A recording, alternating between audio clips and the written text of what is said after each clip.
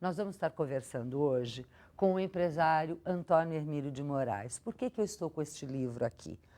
Porque é uma vida, como diz no livro, dedicada ao trabalho e ao amor pelo Brasil. Uma vida e uma história que começa nos anos 50, chegando aqui e falando, e aí, o que eu vou fazer? Mas que, de repente, faz, sabe o quê? O que você vai me ver fazer inúmeras vezes aqui no programa, ó. Arregaçar a manga, gente, e trabalhar. Chega de reclamar. E é isso que você não vai ouvir nesta entrevista exclusiva com o Antônio Hermílio de Moraes. Reclamação? Pra quê? Vamos fazer e acontecer? Não é isso, doutor Antônio? Você consegue lembrar hoje quantas empresas o Grupo Votorantim tem? Honestamente, não. O que é? É por isso. Como eu já tinha quase certeza que não, porque é difícil, por aí que eu queria começar. Essa história de crescimento, né? Hoje vocês continuam com cimento, toda a área de metais, uma área muito forte, papel, celulose, até bancos, né? Uma coisa bancos, que até bancos, até a área financeira. Essa para mim é surpresa, né? Porque é, né? É uma área que o senhor sempre eu nunca fui muito refutou. simpática à área de bancos, né? Mas, de qualquer maneira, para um grupo grande como é o Votorantim, o banco é importante, como um complemento. Ele é alavanca, na verdade. Eu queria bem isso. Quer dizer, se a gente pegar o seu histórico de crítica ao sistema financeiro, seria uma das últimas coisas que mesmo as novas gerações poderiam pensar em querer. Mas, na verdade, isso não é falta de alternativa, porque senão no Brasil não tem outro jeito? Eu acho que, até certo ponto, protege o grupo como um todo, né? Porque você, no tamanho da Votorantim, sem ter uma área financeira, você também fica exposto a muita coisa que não devia acontecer. Então, o banco deu uma certa firmeza ao grupo. Eles sabem que nós estamos escorados, quer dizer, para um banco correto. Isso é muito bom, porque isso facilita certos negócios. Eu queria pegar um pouco do histórico pelo lado dos ensinamentos. O que o Economia e Negócios vem fazendo como programa e como aprender com erros e acertos. Óbvio que tiveram os dois na sua carreira, Claro, né? mas é evidente, se fosse só acerto, acho que não existe. O erro é que faz você crescer. Desde que você tenha autoanálise, porque nós temos que autoanalisar aquilo que estamos fazendo. E muitas coisas eram erradas no começo. Hoje nós temos erros, mas são pequenos. Dentre esses, o senhor lembraria de alguns que ensinaram muito mesmo? Algum erro, aquele chamado erro estratégico, do homem de negócio pensar e ir para um lado e não foi bom? Em parte, eu quero dizer o seguinte, com todo respeito aos homens do passado, eu quando cheguei aqui formado em 1949, eu tinha apenas 21 anos, né? Aliás, tinha menos, tinha 20 anos quando eu voltei para cá, comecei a trabalhar. E, de início, quer dizer, eu tomava conta de uma tecelagem, de uma fábrica de fósforo. Então, você pode imaginar que já... Fósforo, que nem existe mais, quase, né? Era o apelido da fábrica de fósforo era o fósforo 7 pancadas. Você tinha que bater 7 vezes para ele acender. De tão ruinzinho que era. Era péssimo, não era ruim. Mas aí, aos poucos, nós fomos liquidando essas áreas e começamos a partir para a indústria de base. O que eu já tinha aqui o cimento, né? Essa foi a indústria de base que eu encontrei. E a área de tecido, era uma área interessante, mas fraca do ponto de vista, vamos dizer, como negócio. Havia uma concorrência muito no chamado sem nota. E nós não podíamos fazer isso, né? Então, um dia nós chegamos à conclusão que para fazer, é uma luta para você fazer com nota. Então, vamos desistir disso, entregar para quem gosta desse assunto, porque não cabe bem para o Votorantim. Você tem que vender um produto e pesar. Não é que nós fizemos, nunca fizemos, mas era uma luta para vender a produção mensal, né? Então, nós já vamos acabar com isso. Alguém que esteja interessado nisso, nós passamos para frente e fizemos isso. Graças a Deus. Esta é uma coisa que eu vou querer abordar daqui a pouco, senhor, que é este Brasil que hoje dizem que mais de 40% dele vive nesta chamada informalidade, ou seja, mais de 40% sem nota, que eu costumo chamar, eu acho que o senhor concorda, de ilegalidade. Mas a ilegalidade... Você tem uma concorrência desleal também. É uma ilegalidade, quer dizer, e infelizmente, a fiscalização governamental ainda é muito fraca. Ela devia ser mais eficiente. Ela é fraca e permite esse sem nota, não sei com que interesse. Né? Não quero analisar aqui, não tenho direito de analisar. Talvez de dizer que Assim, pelo menos eu estou gerando emprego, alguma coisa Essa do é a grande gênero. desculpa, eu gero emprego. E você gera o quê? Né? Então isso eu já escutei várias vezes. Eu digo, mas o nosso, gerar emprego com esse tipo de princípio eu não aceito. Vamos voltar um pouquinho nos chamados erros. Quer dizer, o acerto foi o olhar que o Brasil, o seu acerto aos 20 anos, olhar que o Brasil precisava de uma estrutura de base, é Correto. isso? E isso, graças a Deus, nós conseguimos, às duras penas, fazer o alumínio, fazer o zinco, que realmente foi muito difícil, né? E, ao mesmo tempo, o níquel, o zinco e o alumínio. São os três metais que realmente, sem contar o aço, mas o aço era mais fácil, né? E aí, esta é o Brasil em Construção, que traz hoje a Votorantim, como esses dias foi anunciado no jornal, a ser o quarto maior produtor, no caso de zinco. Mas também batendo todos os recordes de produção na área de alumínio. Isso eu não li ainda, não. Nem leu? Não. Depois eu leio direitinho para o senhor. É o grupo que não para de crescer. Mas é isso que eu queria... Me assusta um pouco quanto que um grupo conseguiu crescer e o Brasil não. Vamos fazer esse paralelo? Por que Votorantim consegue a posição que consegue, tendo vivido a história, na verdade, praticamente só do Brasil, Correto. mesmo com É exportação? verdade. Como é que a gente explica isso? Em primeiro lugar, eu explico, em primeiro lugar, com uma coisa que se chama amor ao Brasil. A gente tem tanta gente pobre, tanta gente precisando de emprego. É uma das coisas que absolutamente não consola ver o número de gente pobre que nós temos nesse país. Então é preciso dar a chance a todos. E uma boa parte responde presente, né? Isso é uma satisfação interna, né? Agora, como todo país, o Dina estava lendo a história do México, que é fronteira com os Estados Unidos, né? Mas a pobreza lá também é infinitamente maior que aqui no Brasil, apesar de ser vizinho dos Estados Unidos da América do Norte. Né? Quintal, né? É o quintal. Eu não quero ser agressivo. Eu também não, mas é o que eles próprios admitem, então, sem ofendê-los, né? Não, mas o Brasil criou uma estrutura própria. E eu tenho a impressão que o país está fadado a ser um dos maiores países do mundo, eu acredito nisso. Eu já estou velho, mas eu tenho certeza que isso vai acontecer. Se o Brasil continuar com esse ímpeto, apenas corrigindo certas partes, vamos dizer, advocatícias, né? Eu acho que o Brasil tem um futuro Essa enorme. é uma área que a gente vai entrar já já. Vamos falar um pouquinho dessas jurídicas, advocatícias, etc. Mas antes, o senhor acabou de dizer, eu estava lendo outro dia sobre o México.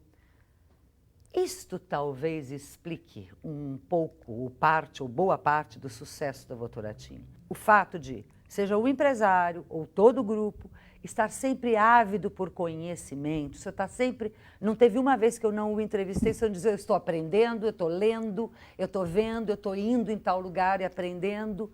É essa sede de buscar informação e coisa nova? Só quer dizer, aprendendo, a gente aprende a vida inteira, né?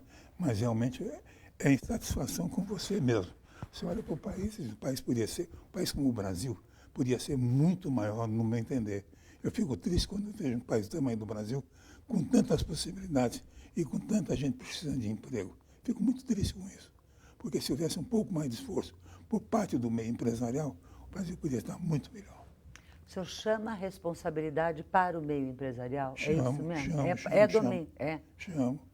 Eu acho que nós temos que pensar muito mais no país e menos em nós mesmos. Tem um livro recente que está fazendo o maior sucesso nos Estados Unidos que aponta o crescimento das fortunas e realmente ser bilionário há uns anos atrás era alguma coisa inimaginável. E hoje, bilionários existem mais de 1 milhão, enfim, no mundo. Isso não é muito? E o empresário brasileiro ainda não confunde o bolso da calça da empresa com o bolso do que vai para si próprio? Eu acho que isso é uma propaganda negativa, no meu modo de ver. Você só é rico no momento em que você cria emprego, no momento que você está ajudando a classe menos favorecida. Você ajudar a si mesmo, como certas áreas aqui no Brasil que nós conhecemos bem, isso não significa nada. Eu acho que o esforço que você tem que fazer, no sentido de empregar mais, no sentido de ser correto, de pagar seus impostos corretamente, apesar de ser difícil, mas você tem a obrigação de fazer isso. Obrigação para com a nação. Esse é o verdadeiro patriota, o homem que... Esse é o verdadeiro entrepreneur, como se diz, o empreendedor. É isso. Então, ele não pensa em si, ele pensa no país em primeiro lugar. Tá neste não pensa em si, pensa no país, é isso que o senhor fez a vida inteira, foi lá, descobriu nichos e áreas onde o país era carente e também, a partir daí, lucro ninguém acha errado, ao contrário, porque ele é forma de fomentar, e a partir daí investiu. O senhor tem meninas dos olhos ou filhotes. Lógico que você perguntar, professora para dona Regina, quais são, que filho é predileto? Nenhum. Mas das empresas... Temos 9 filhos, né? Dos 9, nenhum. Tem para todo gosto, né? Todo gosto. Mas das empresas, tem o filho predileto? É claro que hoje o filho predileto, depois de muita luta, é alumínio, né? Porque nós pegamos alumínio absolutamente na estaca zero. E fizemos da fábrica da Companhia Brasileira de Alumínio uma companhia que mereça respeito no mundo inteiro. Porque nós somos, por exemplo, na América do Sul, nós somos, por longe, a maior fábrica de alumínio do mundo, da América do Sul. E digo mais, eu acho que no mundo inteiro, porque nós começamos na bauxita, no minério, e terminamos no papel no mesmo lugar. Se considerar você começar no minério e terminar no mesmo lugar com papel, você é, sem medo nenhum de dizer a coisa errada, nós somos o maior do mundo. E hoje a fábrica, depois das expansões, ela está uma fábrica modelo mundial mesmo, Está mesmo, né? quer dizer, o pessoal que vem aqui, eles não acreditam. O pessoal que vem de fora, isso mexe com a vaidade de todos nós brasileiros. Nós mostramos para o resto do mundo que nós não somos tão atrasados como a grande maioria pensa, né? Então, e isso é fácil de fazer, isso é uma questão de dedicação, amor à pátria. E não jogar, quer dizer, através de negócios que não sejam tão representativos. Você tem que se concentrar um pouco mais. Foco, é isso? Ter foco no negócio é uma outra lição. Não tem a menor dúvida.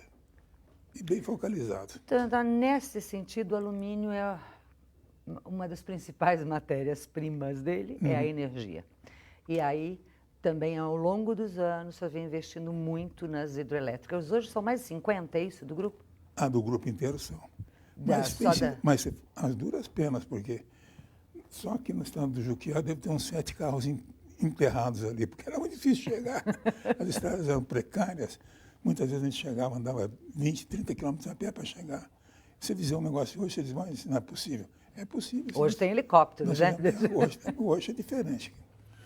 Mas hoje tem um outro, vamos chamar imbróglio, que são os ambientalistas ou as regras complicadas que se tem. Infelizmente, tem muito bons ambientalistas, mas tem aqueles que só embrulham e que não fazem nada a não se atrapalhar. Agora, todos nós temos negócios que são limpos, que são decentes, e temos que partir para isso, né? Ninguém vai entrar, uma companhia como a Votorantim não vai entrar num negócio que amanhã possa resultar num mau capítulo da companhia. Isso não se faz. Quer dizer, claramente, a gente pegando até uma que é um problema para vocês, eu, se não me engano, há 8 anos que é Tijuco Alto, que não sai, não consegue sair. Claramente, na sua opinião, existem muito mais travas não reais, porque jamais a companhia iria, por algum motivo, denegrir o seu nome como empresa inteira. É isso? Correto. Claro que no passado, com todo o respeito à indústria têxtil, por exemplo, era uma indústria de muito sem nota, era difícil você vender, você andava sempre com amostras embaixo do braço para poder vender, e nem sempre você era compreendido, porque a grande maioria fazia sem nota, né? E nós nunca fizemos isso. Isso é uma coisa que eu me orgulho, que a companhia sempre agiu corretamente. Hoje não tem nem mais jeito, né? Pelo tamanho e visada que é, né? Mas tem muita gente grande que ainda faz isso, né? Tem alguns vizinhos aqui por perto que fizeram muito isso e deram em nada, né? Não vou citar fica nomes. aquele não consigo provar direito, e fica o dito pelo não dito, que é um pouco mas desse... aos poucos a fiscalização brasileira vai fechando. E espero que sim, porque com esse fecho, naturalmente, da fiscalização, os que são naturalmente ruins vão saindo fora do ramo. Vão para outras áreas, né? Áreas mais fáceis. Isso. A senhora acredita num expurgo, vamos chamar assim, do empresariado? Mas ela demora tempo, né? Porque você precisa acabar com a geração. Porque no passado era muito comum. Vender sem nota era propaganda. Coisa que nós nunca fizemos. Isso em outras atuações também do empresariado. Nesse aspecto, o Brasil cresceu muito. Hoje existe muito mais seriedade. Isso é importante para a nação. Eu vejo o Brasil com grandes possibilidades de ser um dos maiores países do mundo. Porque essa seriedade já existe aqui no Brasil. Claro que nós temos maus exemplos, mas o mau exemplo hoje é minoria absoluta. Do lado do empresário? Do lado do empresário também, por que não? Também ou de todos? Não, de todos. Eu já estou provocando. Não, de todos não. Eu tenho até muito orgulho de dizer que nós não entramos nessa prática. Uhum. Tânia, quando a gente observa o grupo, tem algumas áreas que têm crescido mais do que outras. Pois é normal. Eles estão mais atrelados a questões de mercado, do momento, ou junto com isso também tem uma diretriz do empresário em dizer é mais foco, é por aí que eu vou, ou é tudo junto? Não, quer dizer, de uma maneira geral, quando eu cheguei aqui em 1949, o grupo produzia, vamos dizer, material básico, só cimento. E lá para cá nós entramos em níquel, em zinco, em alumínio, melhoramos muito a fábrica de aço lá de Barra Mansa. Então houve uma série Papel e celulose. Papel e celulose, absolutamente, é uma área importantíssima, né? Então, mas isso está mais a ver com a decisão de expansão, é isso? Mas é claro. E dos ramos, naturalmente, que são, em primeiro lugar, quando você tem que investir mais para poder fazer um tipo de indústria. É o caso do papel, é muito bom, mas o capital envolvido no papel é enorme. O caso do alumínio é a mesma coisa. E de maturação muito demorada, né? Quer dizer, o investimento são de o quê? 7 a 10 anos? Ou é dessa ordem, eu digo, no mínimo 7. Então você precisa acreditar no país em primeiro lugar. Em segundo lugar, você precisa verificar quantos anos você tem. Se vai dar tempo? Pois é. Essa é uma realidade. Viu? Bom, será que vai ser para mim? Acho que não. Então você escreva, deixa para os filhos, para quem tiver coragem de fazer. Eu vou entrar nesse capítulo agora, que é o capítulo sucessão e como fazer, que isso, de novo, é um exemplo do Grupo Votorantim. E é um exemplo citado por economistas renomados, etc. Nós vamos fazer um pequeno intervalo e voltamos já já.